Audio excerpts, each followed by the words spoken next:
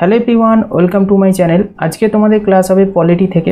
লুসেন্টের ভারতীয় সংবিধান থেকে তোমাদের ক্লাস করানো হচ্ছে চ্যাপ্টার অনুযায়ী। অবশ্যই তোমরা ক্লাসটা সম্পূর্ণ দেখবে, আশা করি তোমাদের আসন্ন এক্সামে অনেকটাই হেল্প হবে। চলো আজকে তোমাদের যে চ্যাপ্টারটা করাবো সেটা হচ্ছে ভারতীয় সংবিধানের বিভিন্ন উৎসগুলো, অর্থাৎ ভারতের যে কনস্টিটিউশন আছে তার উৎসগুলো কোথা থেকে ছিল, different source of the Indian constitution, সেইটা তোমাদের এই চ্যাপ্টারটা যে করানো হবে। অর্থাৎ ভারতীয় সংবিধানের বিভিন্ন উৎস কোথা থেকে উৎপত্তি লাভ করেছে, বিভিন্ন ভারতের যে সংবিধানগুলো রচিত হয়েছে সেই সংবিধানগুলো বিভিন্ন জায়গা থেকে ধার করা হয়েছে, মানে বিভিন্ন জায়গা থেকে অ্যাডাপ্ট করা হয়েছে। তো সেইগুলো যে নেওয়া হয়েছে, মানে কোন জায়গা থেকে কোন সংবিধানের কোন ধারাগুলোকে নেওয়া হয়েছে, সেইটা তোমাদের আজকে ক্লাসের হচ্ছে মূল বৈশিষ্ট্য। বোঝা গেল?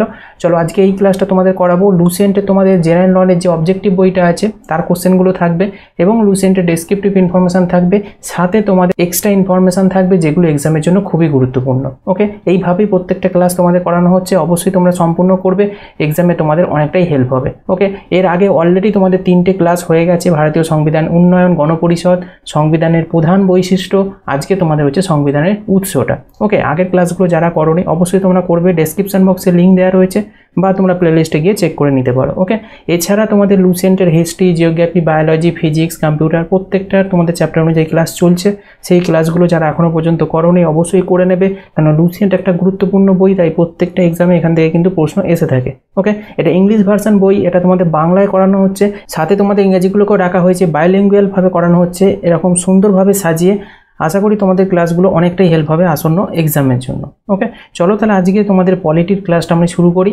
পলিটির আজকে যে ক্লাসটা শুরু করছি সেটা হচ্ছে different source of Indian constitution, অর্থাৎ ভারতীয় সংবিধানের বিভিন্ন উৎসগুলো, অর্থাৎ ভারতে যে সংবিধান রচিত হলো সেই সংবিধান কোথা থেকে নেওয়া হয়েছে, বিভিন্ন জায়গা থেকে বিভিন্ন সংবিধানের কাঠামোগুলোকে তুলে নেওয়া হয়েছে, তা সেটা সম্পর্কে আজকে আমরা জানবো। চলো প্রথমেই যেটা আমি তোমাদের সূচনা করব, যদিও সংবিধানের কাঠামো ভারত সরকার আইন 1935 থেকে গৃহীত হয়েছিল। এই লাইনটা তোমাদের সংবিধান পড়াতে যে প্রথম দিন থেকে আজ পর্যন্ত এই 4টে ক্লাসে আমি হাজারবার বলে ফেলেছি একই কথা, যে 1935 সালের যে ভারত সরকার আইনটা ছিল সেটা একটা সংবিধান রচনার ক্ষেত্রে খুবই গুরুত্বপূর্ণ ছিল। 60%-এর বেশি ভূমিকা পালন করেছে এই 1935 সালের ভারত সরকার আইন। আমি এর আগেও অনেকবার বলেছি আগের ক্লাসগুলোতে, আবারও বলছি, কারণ এটা একটা গুরুত্বপূর্ণ জিনিস। সংবিধান যে উৎসগুলো, ডিফারেন্ট সোর্সটা কোথা থেকে নেওয়া হয়েছে, তার মধ্যে একটা সোর্স কিন্তু এই 1935 সালের ভারত সরকার আইন। এখান থেকে অনেক জিনিস, মানে একদম ভরে ভরে জিনিস হচ্ছে তুলে নেওয়া হয়েছে তোমার ভারতীয় সংবিধানে। B.R. আম্বেদকর যখন সংবিধান রচনা করছিলেন সেই সময় কিন্তু এই 1935 সালের আইন থেকে প্রচুর জিনিস তুলে নেওয়া হয়েছে, সেগুলো আমরা জানবো, একে একে সমস্ত জিনিসটাই আমরা ক্লিয়ার করব। ওকে, তাহলে এই বেসিক জিনিসটা বুঝতে পারলে, এছাড়া বিশ্বের অন্যান্য দেশের সংবিধান থেকেও কিন্তু অনেক হচ্ছে বিধান কিন্তু আমাদের এখানে নিয়ে আসা হয়েছে, তা সেইগুলো সম্পর্কেও আজকে আমরা জানবো। চলো তাহলে আমরা এবার একে একে জেনে নিই বিভিন্ন তোমার দেশ অনুযায়ী কোথা থেকে কোনটা নেওয়া হয়েছে। ওকে, ভারতের সংবিধান গৃহীত বিভিন্ন যে ব্যবস্থাগুলো আছে কোন দেশ থেকে নেওয়া হয়েছে সেগুলো আমরা একে একে জানবো। ওকে, চলো দেখো, প্রথমেই যেটা তোমাদের বলবো, আমাদের সংবিধানের যে বৈশিষ্ট্যগুলো ভারত সরকার আইন 1935 থেকে নেওয়া হয়েছে সেইগুলো আগে আমরা জেনে নেব। ওকে, 1935-এর যে ভারত সরকার আইনটা ছিল সেই আইন থেকে তো অনেক সংবিধানের রিট হচ্ছে নেওয়া হয়েছে, তাই কী কী নেওয়া হয়েছে সেইগুলো সম্পর্কে আগে জানবো 1935 সালের আইন থেকে। এবার এখানে একটা প্রশ্ন উঠে আসে, এই 1935 সালের আইনটা যারা পড়োনি, 1935 সালের আইনটা সম্পর্কে তোমরা ডিটেলসে জানতে চাইছো, এই আইনটা কি, তোমাদের হিস্ট্রির ক্লাসে আমি তোমাদের করিয়েছিলাম এই ভারত সরকার আইন 1935। ওকে, হিস্ট্রি রয়েছে তোমাদের লাস্টের যে হিস্ট্রির মডার্ন ক্লাসগুলো হয়েছে, মডার্ন হিস্ট্রি, সেখানে তোমাদের ক্লাসগুলো রয়েছে, তো সেখান থেকে তোমরা করতে পারো। বা তোমাদের প্রথম দিনকে যেদিনকে আমি পলিটি শুরু করেছিলাম, ফার্স্ট ক্লাস তোমাদের যেটা দিয়েছিলাম, সেখানেও কিছুটা তোমাদের 1935 সালের আইন সম্পর্কে আমি বলেছিলাম। বোঝা যাচ্ছে? তাই যারা 1935 সালের আইন সম্পর্কে জানো না অবশ্যই সেটা জেনে নেবে, আর আগের ক্লাসগুলো অবশ্যই করবে, পরপর সিকোয়েন্স অনুযায়ী করানো হচ্ছে, তাহলে তোমরা বুঝতে পারবে বিষয়টা। বোঝা গেল? এবার চলো এবার আমরা জেনে নিই ভারতীয় সংবিধানের যে বৈশিষ্ট্যগুলো ছিল ভারত সরকার আইন থেকে নেওয়া হয়েছিল সেইগুলো কী কী সেটা দেখে নিই। প্রথমেই দেখবো আমরা ফেডারেল স্কিম। এই ফেডারেল স্কিম যেটা ছিল এটা 1935 সালের আইন থেকে কিন্তু নেওয়া হয়েছিল। ওকে, আর কি কি নেওয়া হয়েছিল, গভর্নরের কার্যালয়, অফিস অফ দ্য গভর্নর। ওকে, এই কার্যালয়টা তোমার এই 1935 সালের আইন থেকে নেওয়া হয়েছে। আর কি কি নেওয়া হয়েছে, বিচার বিভাগ, মানে জুডিশিয়ারি যেটাকে বলতে হয়। আগের দিন তোমাদের জুডিশিয়ারি সিস্টেমটা কীভাবে কাজ করে, জুডিশিয়ারিটা কি ডিটেলসে বুঝিয়েছিলাম। ওকে, তাহলে বিচার বিভাগ অর্থাৎ ইংলিশে যেটা বলা হয় জুডিশিয়ারি, এইটাও কিন্তু 1935 সালের আইন থেকে কিন্তু নেওয়া হয়েছে, কপি করা হয়েছে। আর হচ্ছে পাবলিক সার্ভিস কমিশন, যেটাকে শর্টে বলা হয় PSC। ওকে, এইটাও তোমার কিন্তু 1935 সালের আইন থেকে নেওয়া হয়েছে। বারবার কিন্তু এক্সামে প্রশ্ন দিয়ে থাকে যে পিএসসি কোথা থেকে কিন্তু নেওয়া হয়েছে, 1935 সালের ভারত সরকার আইন থেকে কিন্তু নেওয়া হয়েছে। আর একটা নেওয়া হয়েছে এমার্জেন্সি প্রহিবিশন, অর্থাৎ জরুরি বিধান, সেটাও কিন্তু 1935 সালে ভারত সরকার আইন থেকে নেওয়া হয়েছে।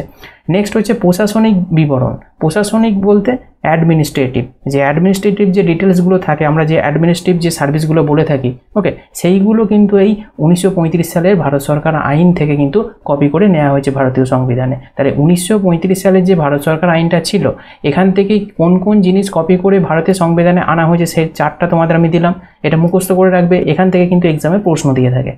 এই চ্যাপ্টারটা থেকে তোমাদের শর্ট কোশ্চেন বেশি পড়ার কোনো লাগবে না। এইখান থেকে তোমরা হুবহু যেটা তোমাদের আমি পড়াচ্ছি শুধু সেইগুলো মুখস্থ করে যাও, প্রশ্ন কিন্তু এখান থেকে তোমরা কমন পাবে। এখান থেকে শর্ট প্রশ্ন পড়তে গেলে তাহলে এখানে কটা পয়েন্ট আছে, 6টা পয়েন্ট আছে, তাহলে 6টা শর্ট কোশ্চেন হবে। তোমাকে এক একটা কোশ্চেন এরকমই আসে এক্সামে, বলবে ফেডারেল সিস্টেম কোথা থেকে তোমার ভারতীয় সংবিধানে নেওয়া হয়েছে। এটাও বলতে পারে যে ভারত সরকার আইন 1935 থেকে ভারতীয় সংবিধানে গৃহীত হয়েছে নিম্নলিখিত কোনটি, বলে 4টে অপশান দিয়ে দিল, তার মধ্যে একটা তোমার এই 6টার মধ্যে থাকবে। ব্যাপারটা বুঝতে পারছো বিষয়টা? তাই প্রশ্ন এখান থেকে শর্ট প্রশ্ন মুখস্থ করতে যেও না এই চ্যাপ্টার থেকে, এই চ্যাপ্টার থেকে অন্তত ডেসক্রিপটিভটা ভালো করে করো, তাহলে তোমাদের প্রত্যেকটা প্রশ্নের আনসার কিন্তু একদম 100% ক্লিয়ার হয়ে যাবে। বোঝা গেল? তোমরা অবশ্যই তোমরা ডেসক্রিপটিভ যেটা তোমাদের আমি ফার্স্টে পড়াচ্ছি এইটা তোমরা একদম হুবহু মুখস্থ করো এই চ্যাপ্টার থেকে। তোমাদের এই চ্যাপ্টারে শর্ট কোশ্চেন খুব একটা ইম্পর্টেন্ট নয়, তার কারণ শর্ট কোশ্চেনটা তোমরা যদি সাজাতে চাও প্রচুর শর্ট প্রশ্ন হবে, এইগুলোই তোমাকে শর্ট কোশ্চেনের মধ্যে রাখা হবে। তাই এইভাবে শর্ট প্রশ্ন পড়ার থেকে তোমাদের এইগুলো ডেসক্রিপটিভটাই মেন। তোমরা এইটা মুখস্থ করে নাও যে 1935 সালের আইনে কী কী নেওয়া হয়েছে। ওকে, এই 6টা জিনিস নেওয়া হয়েছিল।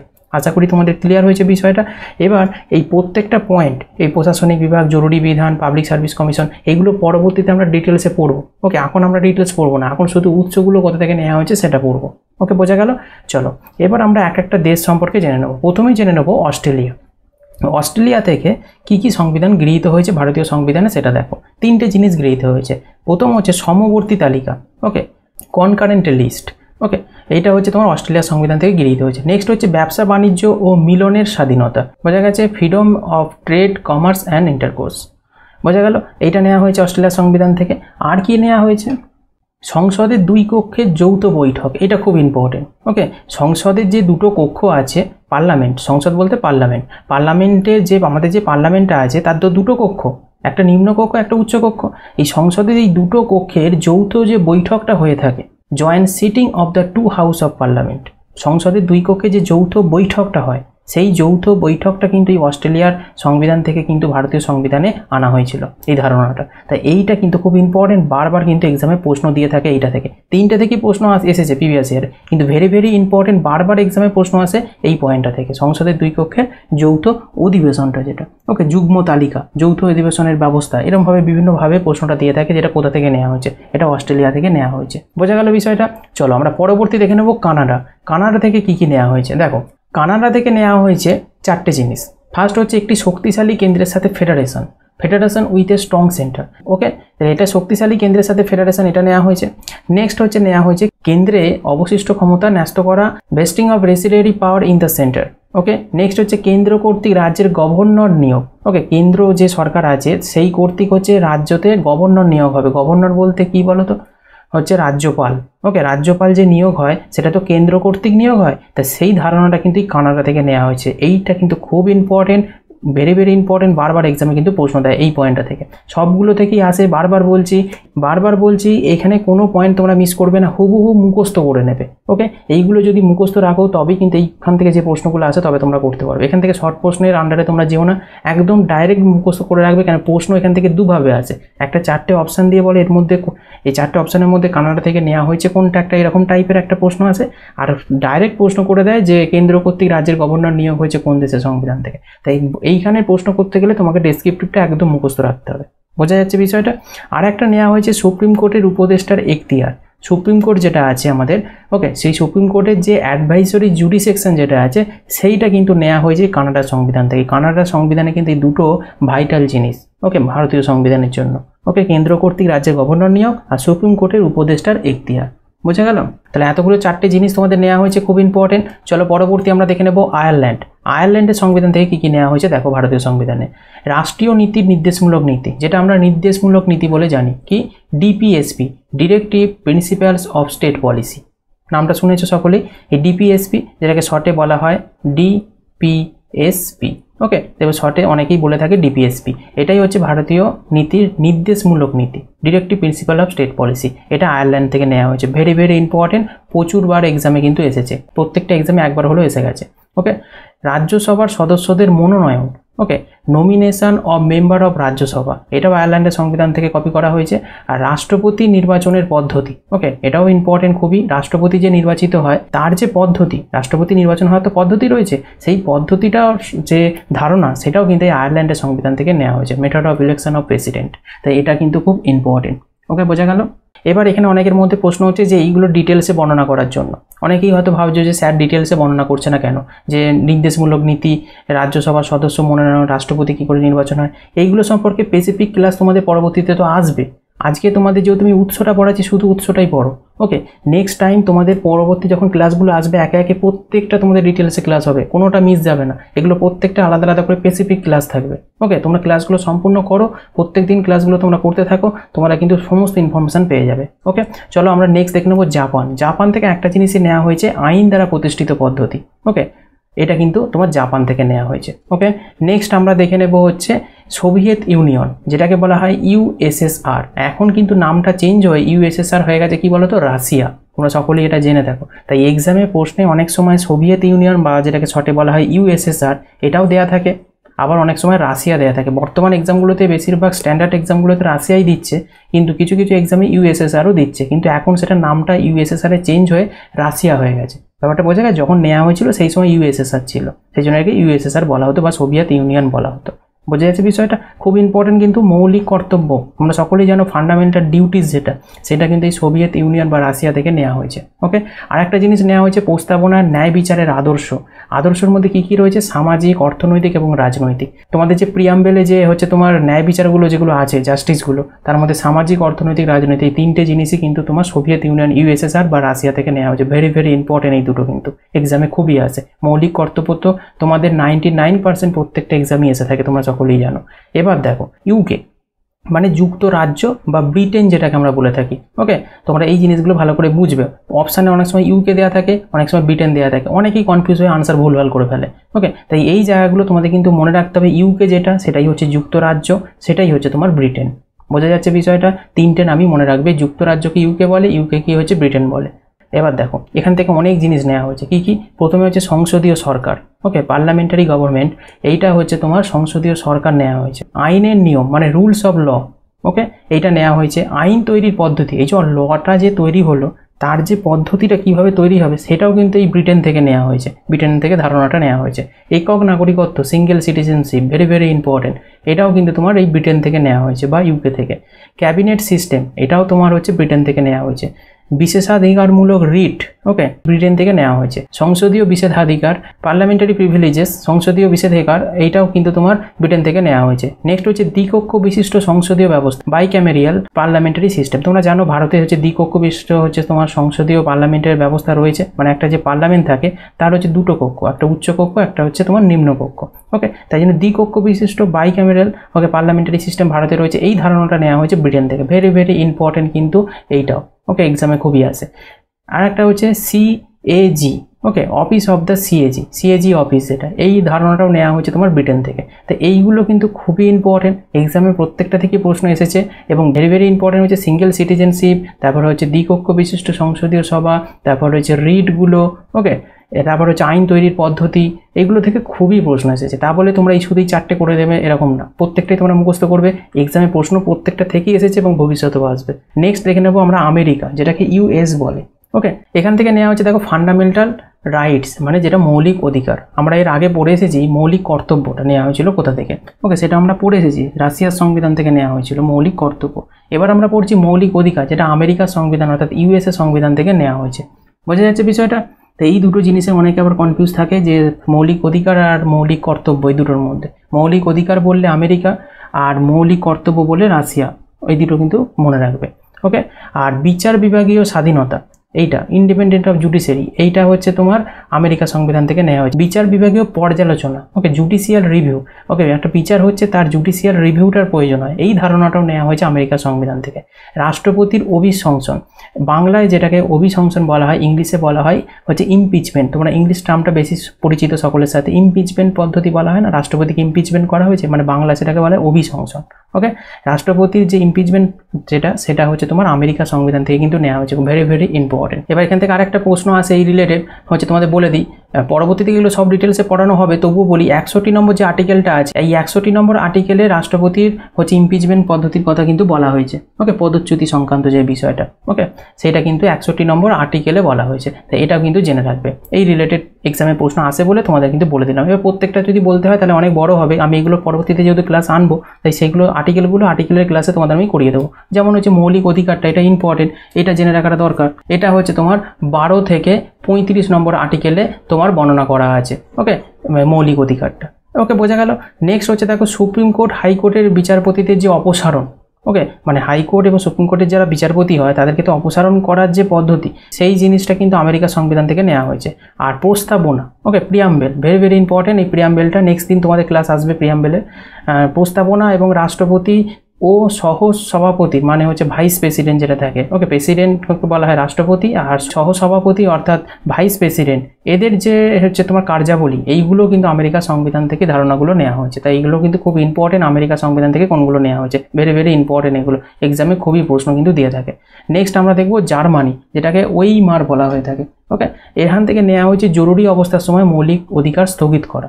ওকে, আমাদের যে মৌলিক অধিকারগুলো আছে সেগুলো কোনো অবস্থাতেই স্থগিত হয় না, এটা বলা আছে, কিন্তু এটাও বলা আছে তার সাথে যে বিশেষ কোনো জরুরি অবস্থা হলে হচ্ছে প্রেসিডেন্ট পারে সেই মৌলিক অধিকারকে স্থগিত করতে। বোঝা যাচ্ছে। আর একটা জিনিস এই রিলেটেড বলে থাকবো, আর্টিকেলে 20 নম্বর আর্টিকেল যেটা হয় আর 21 নম্বর আর্টিকেল যেটা হয়, এই দুটো আর্টিকেলকে কোনো সময়তেই কিন্তু স্থগিত করা যাবে না। 20 নম্বর আর্টিকেলে তাহলে কি বলা রয়েছে, কোনো অপরাধের জন্য নাগরিককে বিধি বহির্ভূত অতিরিক্ত শাস্তি প্রদান করা যাবে না। তোমার যতটা বিধির মধ্যে পড়ছে, আইনের মধ্যে পড়ছে, শাস্তি যতটুকু প্রয়োজন ততটুকুই শাস্তি দিতে পারবে, এর বাইরে দিতে পারবে না।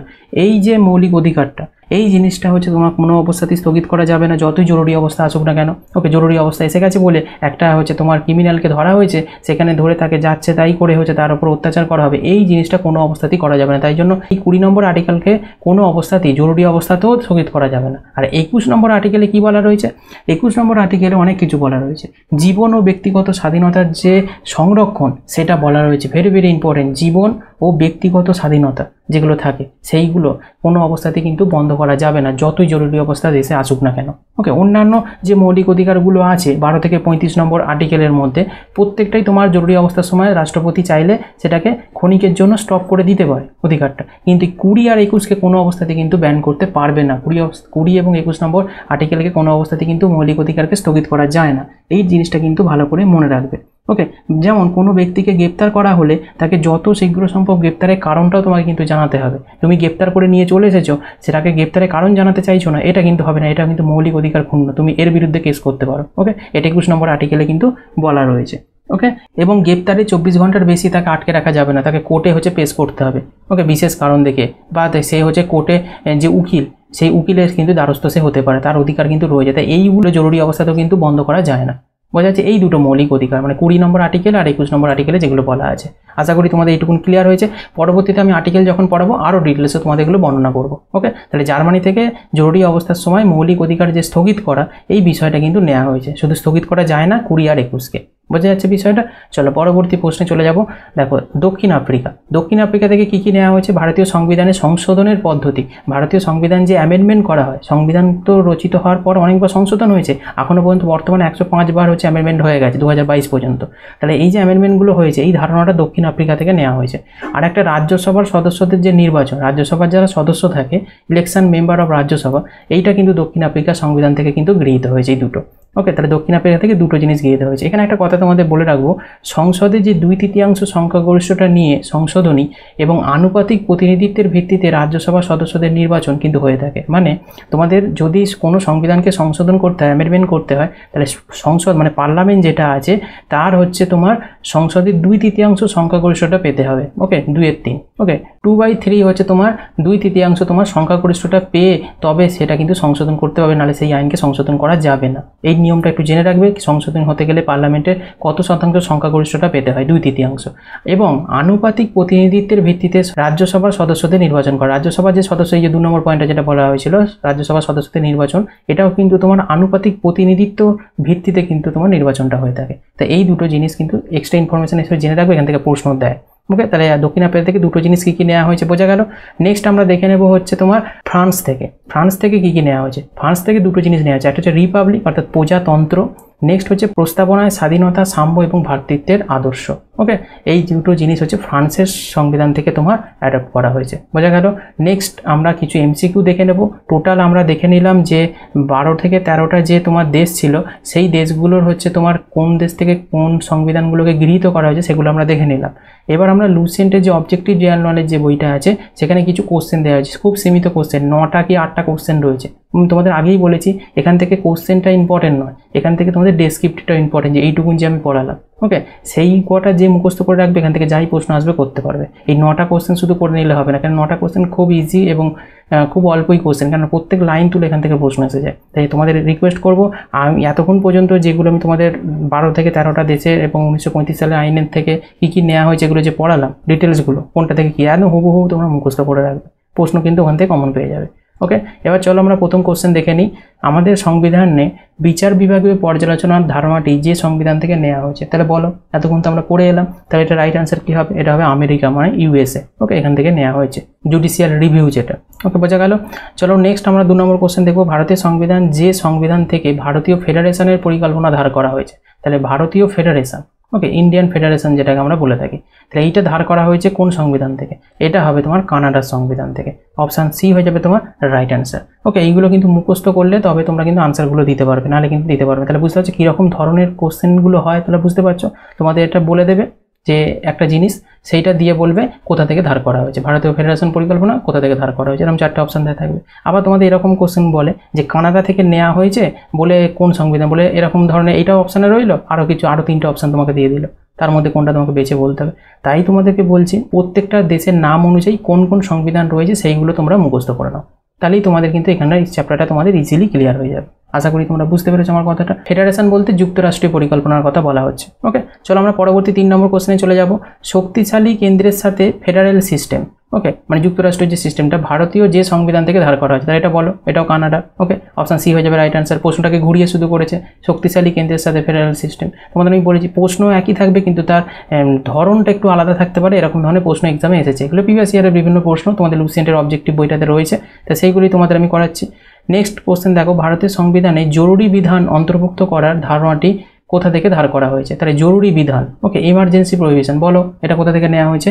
এটা হচ্ছে তোমার জার্মানির ওয়েমার সংবিধান থেকে। এটা থেকে ভয় পাওয়ার কিছু নেই, তোমাদের আমি যখন পড়াচ্ছিলাম ডেসক্রিপটিভ একটু আগে তোমাদের আমি ব্যাকেটে আমি লিখে দিয়েছিলাম জার্মানির ওয়েমার। ওকে, অনেক সময় এরকম লেখা থাকে অপশানে আসে, তাই এটা ভয় পাওয়ার কিছু নেই যে অনেক বইতে কিন্তু ওয়েমার কথাটা উল্লেখ থাকে না, তোমাদের লুসেন্টের থেকে এটা আছে এবং প্রিভিয়াস ইয়ারের প্রশ্ন কিন্তু এইভাবে এসেছে। লুসেন্ট একটা স্ট্যান্ডার্ড বই, এনসিআরটি বেসড, তাই এখানে কিন্তু তোমাদের ডিটেলস ইনফরমেশনগুলো একদম ক্লিয়ারলি থাকে।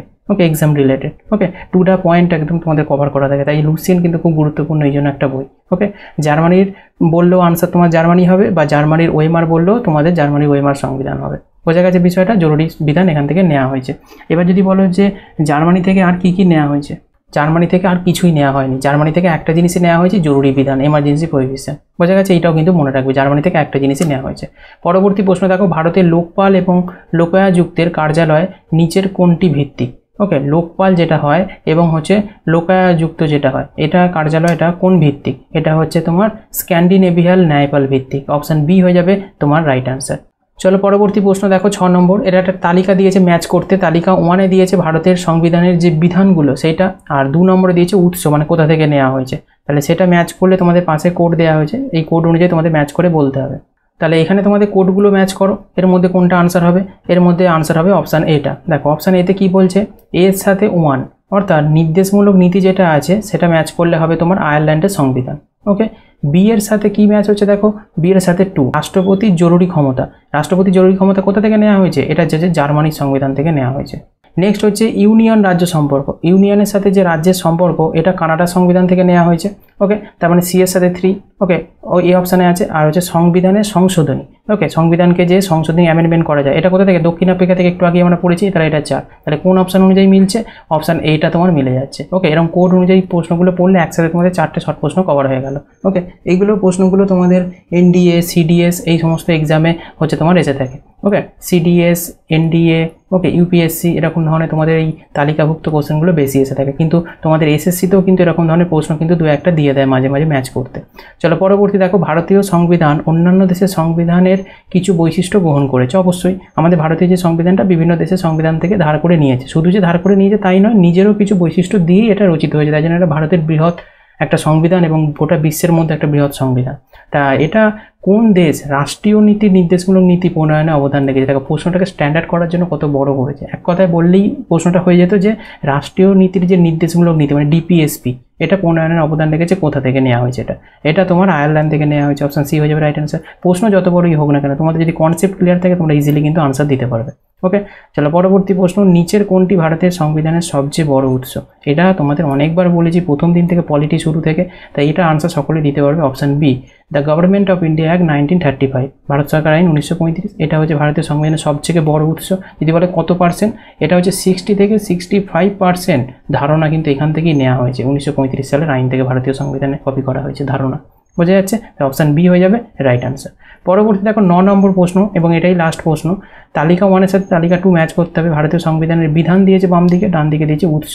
তোমাদের এইদিকে 4টে রয়েছে, এদিকে 5টা রয়েছে। এরকম ধরনের প্রশ্নগুলো তোমরা এক্সামে দেখতে পাবে। এটাও তোমাদের এই প্রশ্নটা, এটা ইউপিএসসি তোমাদের 2003-তে তোমাদের এই প্রশ্নটা এসেছে, ইউনিয়ন পাবলিক সার্ভিস কমিশন এক্সামে। ওকে, তাই এটা নিচে কোড দিয়েছে, তাহলে এটা আনসার কী হবে বলো? এটা হবে তোমার অপশান এ আনসার। তোমরা ম্যাচ করো। ভারতীয় রাজ্যগুলির একটি ইউনিয়ন হিসাবে ইউনিয়নের কাছে বৃহত্তর ক্ষমতা সহ যে অবদানটা আছে, এটা আমার কানাডা থেকে নেওয়া হয়েছে। ওকে, কানাডা থেকে। আর মৌলিক অধিকার কোথা থেকে নেওয়া হয়েছে? এটা হচ্ছে তোমার আমেরিকা মানে ইউএসএ, যেটা এখান থেকে নেওয়া হয়েছে। রাষ্ট্রীয় নীতি নির্দেশমূলক নীতি একটু আগে আমরা পড়ে এলাম, এটা আয়ারল্যান্ড থেকে নেওয়া হয়েছে। ওকে, আর ইউনিয়ন রাজ্য সম্পর্ক এটাও আমরা আগের তালিকাতে পড়েছি, এটাও অস্ট্রেলিয়া থেকে নেওয়া হয়েছে। মানে যুগ্ম তালিকা যেটা হচ্ছে কনকারেন্ট তালিকা, সংযুক্ত তালিকা, এইগুলো হচ্ছে সমস্তটাই অস্ট্রেলিয়া থেকে নেওয়া হয়েছে এগুলো। আর যুক্তরাষ্ট্রের এক্সট্রা যেটা দিয়েছিল এটা এক্সট্রাই পড়ে আছে, এটা কারোর সাথে ম্যাচ করছে না। কেননা এই যে ইউকে যেটা আছে, ইউকে থেকে কি কি নেওয়া হয়েছিল বলো তো? মনে আছে? রাষ্ট্রপতি, প্রধানমন্ত্রী, লোকসভা স্পিকার, একক নাগরিকত্ব, তারপরে হচ্ছে সংসদীয় সরকার, পার্লামেন্টারি শাসন ব্যবস্থা, দ্বিকক্ষ বিশিষ্ট কেন্দ্রীয় আইনসভা, নিম্নকক্ষে বেশি শক্তিশালী উচ্চকক্ষের থেকে, ক্যাবিনেট মিশন ব্যবস্থা, তারপরে হচ্ছে তোমার আইনতান্ত্রিক শাসন, পাবলিক সার্ভিস যে কমিটি যেটা, এইগুলো কিন্তু তোমার এই যুক্তরাষ্ট্র ইউকে থেকে নেওয়া হয়েছিল। ওকে, যেটা ব্রিটিশ সংবিধান আমরা বলে থাকি। ইউকেকে আমরা কিন্তু ব্রিটিশ সংবিধানও বলে থাকি, এটাও কিন্তু জেনে রাখবে। ওকে, তাই এইটা কিন্তু তোমরা ইম্পর্টেন্ট। তাহলে এইগুলো আমরা পড়িয়ে এসেছি, এগুলো আমরা জানি। তার প্রত্যেকটা সম্পর্কে আমি আর ডিটেলসে বলছি না, কেন এগুলো সম্পর্কে একটু আগে আমরা পড়ে এসেছি। তাই এই জিনিসগুলো তোমাদের কিন্তু জানতে হবে, এগুলো ভেরি ভেরি ইম্পর্টেন্ট। তাহলে আজকে তোমাদের 9টা কোশ্চেন ছিল, আর কনসেপচুয়াল প্রথম দিকে তোমাদের আমি দিয়ে দিয়েছি, সেইগুলো তোমরা মুখস্থ করে নেবে। এই চ্যাপ্টারটা তোমাদের অলরেডি কভার হয়ে যাবে। ওকে, আজকে ক্লাসটা তোমাদের কেমন লাগলো অবশ্যই কমেন্ট করে তোমরা জানাবে। খুবই ইম্পর্টেন্ট ক্লাস, এখান থেকে একটা প্রশ্ন এক্সামে কিন্তু থাকেই। এই ক্লাসটা ছোট হলেও কিন্তু ইম্পর্টেন্ট ক্লাস। ওকে, তাই অবশ্যই তোমরা লাইক করে শেয়ার করে দিতে ভুলবে না ক্লাসটা বন্ধুদের মাঝে, যাতে অন্যদেরও অনেকটা হেল্প হয় এবং আমিও একটা মোটিভেট হই নেক্সট ক্লাসগুলো আনার জন্য। ওকে, নেক্সট দিন তোমাদের পলিটির একটা অন্য ক্লাসে তোমাদের সাথে দেখা হচ্ছে। ওকে, আজকে এইটুকুনি। Thank you, thanks for watching this video.